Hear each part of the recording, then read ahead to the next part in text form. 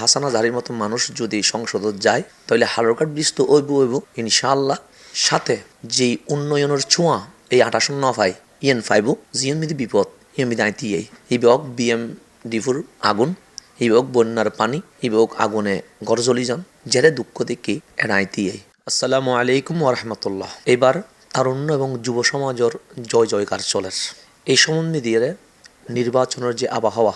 এই আবহাওয়ার হারণে প্রত্যেকটা দল তার নিজস্ব প্রার্থী ঘোষণা করার তন্মধ্যে সুন্নি জুটুর পক্ষতন আর নাম চট্টগ্রাম 8 অর্থাৎ বাইজিৎ মাসলাইশ আংশিক চাঁদগাঁও বোয়ালখালী এই পুরো এরিয়া জুড়াইয়ের আর 28 নতুন আর প্রার্থী হিসেবে দিয়ে। তবে এই প্রার্থী হিসেবে দনের পিছনে হারণেল দিয়ে যেই তারুণ্য এবং যুব সমাজের হতা হওয়ার ইতারা দলমত নির্বিশেষে বা কিন বাদ দিয়ে আর নাম প্রস্তাব গণনা হারণে আরে নমিনেশন দেওয়াই এটা লানো হইত তারণ আইন নির্দিষ্ট হন দলের বিপক্ষে হন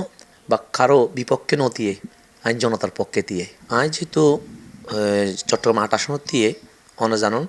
কালুরঘাট ব্রিজের এই পার এবং ওই পার, এই পারে সিটি কর্পোরেশন এলাকা তথা শহর হয়, ওই পারে গ্রাম হয়, দুইয়ান স্থানরে মিলিয়ে আর আসন্নান সাজানো হইয়ে। তো যার কারণে আসিয়ে 54 বছর গিয়ে গই এমপি আই ইসে গিয়ে মন্ত্রীও কেউ ওই, কিন্তু এই আসনের মানুষের মনের আশা কখনো পরিপূর্ণ নয়, দুঃখ রয়ে গিয়ে প্রতি বছর ওনারা যেহেতু সংবাদকর্মী ওনারা নিউজ করেন যে কালুরঘাটের মেদি ছোটো বাচ্চা মরিদার গুই হালুরঘাট ব্রিজের দুর্ঘটনার মেদিয়ে একই পরিবারের 17 জন 18 জন মারা যার। এই প্রতিবার আর 28 মানুষ শুধু মৃত্যু সংবাদ দেহের এবং এই হালুরঘাট ব্রিজ লইয়ের আন্দোলন হম নয়, কিন্তু বাস্তবায়ন নয়। তো এবার আর 28 মানুষ মনে করের বিশ্বাস করের যে হাসান আজহারির মতো মানুষ যদি সংসদত যায় তাহলে হালুরঘাট ব্রিজ তো ওইব ইনশাআল্লাহ। সাথে যেই উন্নয়নের ছোঁয়া এই 28 নফাই ইয়েন ফাইব কারণ তার বিশ্বাস আর দুর্নীতি করিবার লাই এমপি ইলেকশন নগরীর আর ওনারা জানন এমপি যখন মানুষ ইলেকশন করে আর আছে দোয়াল্লাই তো যে মানুষগুলো আছে এমপি অল দোয়াল্লাই তার তো এমপি কোনো দরকার নাই, আল্লাহ তালা তো সম্মান দিয়ে যথেষ্ট পরিমাণ দিয়ে আলহামদুলিল্লাহ। কিন্তু আজি এই প্রথম বিধি এই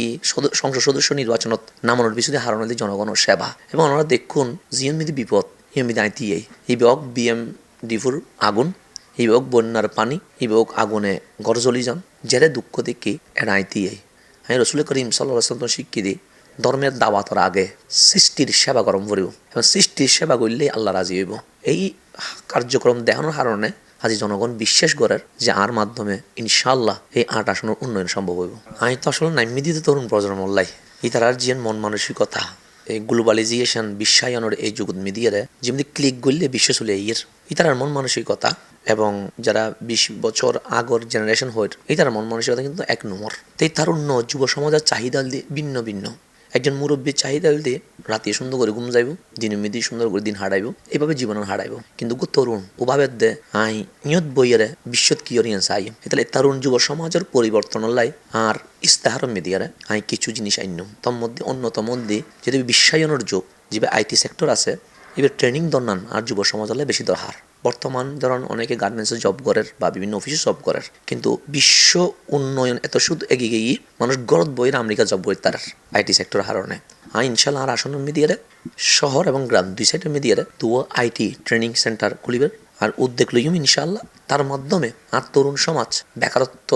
দূরে দাঁড়িয়ে কর্ম খুঁজিবে সুযোগ পাইব। 2 নম্বর এই তরুণ যুব সমাজ শিক্ষিত হইলে ভদ্র হইলে শিষ্টাচার হইলে রাষ্ট্র সমাজ শান্তির তাহে ইদার লেভেলের নৈতিক শিক্ষার সাথে সাথে কারিগরি শিক্ষা জীবনের মাধ্যমে আজ চাইনা হন জাপান হন যারা এগাই গিয়ে ইতারাতে কিন্তু আপনি প্রথম শিক্ষা দিতে কারিগরি শিক্ষা। আমি এই তরুণ সমাজ হলে কারিগরি শিক্ষার ব্যাপারে কি করছম উদ্যোগ গ্রহণ করছম এবং বিভিন্ন তরুণ স্বপ্ন দেহের হয়তো আমি প্রবাস সমিতি কি করছম সুন্দর জীবন সেটেল করছম। এখন এই সেটেল করি বেলায় আর বাংলাদেশের প্রবাসী হলের অবদান তারা কোনোদিন অস্বীকার করতে দিতেন না। আজ এই বাংলাদেশ উন্নয়নের দিকে একাউন্টের পিছু দিয়ে প্রবাসী হলের মুভমেন্ট তাদের হস্ত এর আজীবন আর স্মরণ করছুম। এই তরুণ প্রজন্ম অনেকে স্যার বিদেশ মেদি সেটেল হইব এখন বিদেশ সেটেল হইবার লাই উপযুক্ত হার আছে। যেহেতু আমিও নিজেও প্রবাসত আসিলাম আমরা জানো আল আজহার ইউনিভার্সিটি দিয়ে প্রায় 5 বছর পড়ালেখা করছি, মালয়েশিয়া মেয়ে 2 বছর যারা না তা প্রবাসী লয় আল্লাহ তারা ঘামল লয় আর শরীর স্পর্শ হই এই তারা সামনে তো দেখি। তো প্রবাসী হল উন্নয়ন লেভেলিয়ারে যেই দেশের যাবে এই দেশের ভাষা জানানো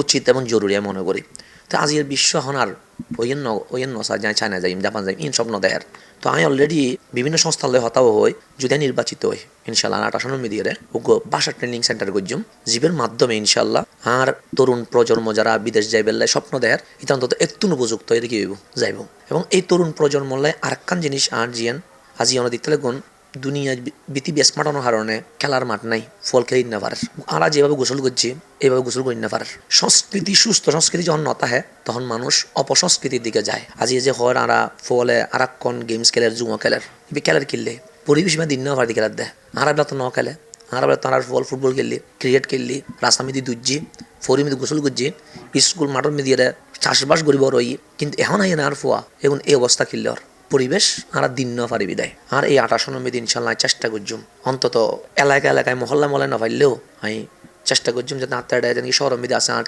3 নং ওয়ার্ড 4 নং 5 নং 7 নং ওয়ার্ড এর স্টেডিয়াম খেলা করবে মোটামুটি বড় স্টেডিয়াম নোক অন্তত মাঝারি স্টেডিয়াম চিন্তা করছুম আমি এবং আর